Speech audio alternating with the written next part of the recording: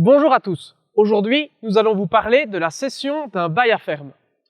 Au cours de votre relation contractuelle, votre locataire pourrait céder son bail à un tiers ou à un descendant. C'est un événement très important, on vous explique tout.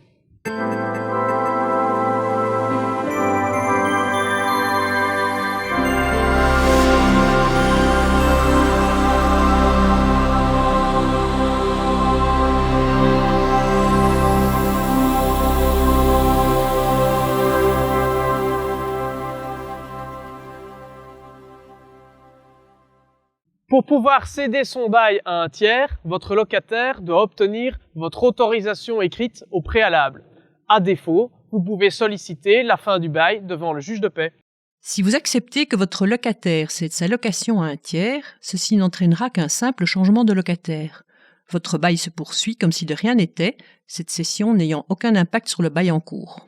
Votre locataire peut aussi céder son bail à un descendant de son conjoint ou conjoint d'un descendant. Contrairement à la cession faite à un tiers, elle n'est pas soumise à votre autorisation préalable. Il s'agit en effet de permettre au fils ou à la fille de l'agriculteur de pouvoir reprendre l'exploitation agricole.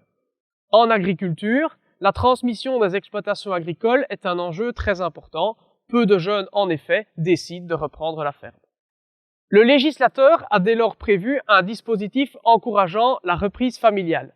Cette cession entraîne un renouvellement du bail à la condition que le cessionnaire soit porteur d'un diplôme à vocation agricole ou puisse démontrer une expérience équivalente et que cette cession vous soit notifiée dans les 3 mois de l'entrée en jouissance du cessionnaire.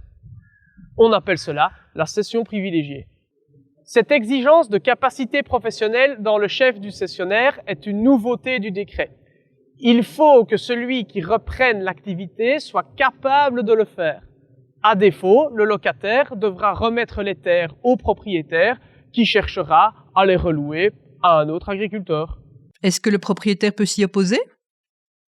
Oui, vous pouvez vous y opposer devant le juge de paix. Mais vous devez toutefois agir rapidement dans les 3 mois de la notification de la cession. Et uniquement sur base des motifs prévus par la loi. Vous pourriez par exemple démontrer que le cessionnaire n'a pas les compétences professionnelles ou ne dispose pas du matériel nécessaire pour une bonne exploitation du bien loué. Passé ce délai, vous ne pourrez plus revenir sur cette cession durant les 36 années à venir. Soyez bien attentif lorsque vous recevez un paiement provenant d'un autre compte bancaire que celui de votre locataire sans aucune notification. Dans un tel cas, nous vous conseillons de renvoyer le plus rapidement possible le montant et d'adresser un courrier à votre locataire pour obtenir des explications.